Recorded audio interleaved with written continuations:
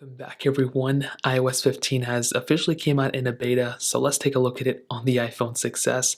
Now this specific beta came at a pretty big size. It definitely wasn't super small. I can definitely tell you my 6s is not handling iOS 15 at all that well. 4.39 gigs, that's a pretty big sized update. Unfortunately, it didn't really bring anything super crazy in my opinion. Now you may have seen from the lock screen there's a cool little thing. Obviously it's not here anymore, I don't know why.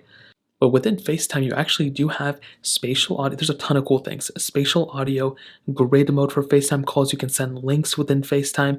And what that basically means is if you have an Android, you can go ahead and send somebody your specific, FaceTime link to somebody else. And if they have a different device, that's basically what it's made for. You can use portrait mode within FaceTime and you can share your screen within FaceTime as well. So a ton of cool little things, which I'm really happy to see. I'll make a separate video talking about those things. And the camera app got a little bit of a cool thing, which is essentially live text. So if you have a thing that's like, showing words or something, you can go and copy those words and paste them. And that's a really cool thing that you have within live text now. You also have this cool thing called focus mode. So essentially allows you to kind of, focus in on certain things. And it's almost like do not disturb. And it kind of means like screen time, to be honest. And it breaks down your specific things in different categories, which I'll also make a separate video about. iMessage got a pretty big update. And Safari got, dude, I think it's got the biggest update out of all of them. So first of all, as you can see, it looks completely different. You don't have the tab bar up top. It's now on the bottom. On top of this, you can now actually go ahead and add tabs by swiping to the right, but you can also switch through your tabs by going like this. So before it was like, you had to go and click a button and get into the other tab.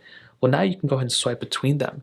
And this I think is a pretty cool update. You can also now drag and drop within Safari, within any, throughout the whole entire OS. So for some reason now, as you can see, I'm dragging and dropping. You can also drag it down here, and this is system-wide. So you can drag and drop within iOS, which I think is really awesome.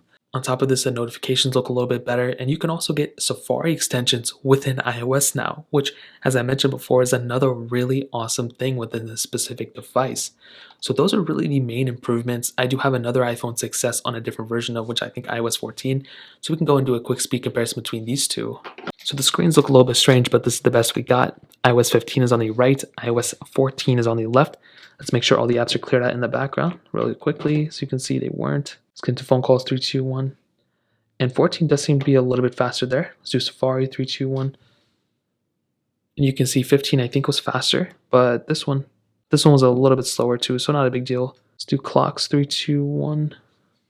And both about the same. There's not really that big of a difference there. Let's go to the app stores, 3, 2, 1. And you can see, there you go for there. Let's hop out of this one. Let's get into the next one, which is news, 3, 2, 1. And it looks like the left one on iOS 14 is faster. iOS 15 is taking a long time. This could be because maybe it's their first. Let's go and do music, 3, 2, 1. And I think, you guys kind of know what's going on. I don't know what's going on with iOS 15. There's a lot of glitches all over the place. I don't want to get too far into this and hate on iOS 15 by a lot. But I think ultimately, I think you guys know, I think iOS 14 is probably going to be the faster one, even though I factory reset my iOS 15 device. So I guess to kind of answer the question, should you install iOS 15 on your iPhone 6s? Absolutely not. You should not be installing this beta on your device. You shouldn't even think about it. Installing a beta like this on especially the oldest supported, device on iOS 15 is not the best way to go. I've been in a lot of situations where a lot of my devices like this end up having a ton of issues. So you are honestly better off sticking to something like iOS 14, whether it's 14.6, 14.5, even the first official versions of iOS 14 are going to be more stable than this.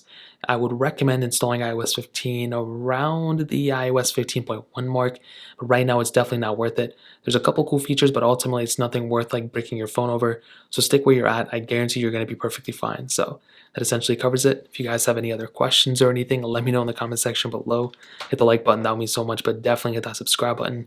Every single subscriber that we get really does count, so it means so much if you guys can hit that. Also check out the other links down in the description as well.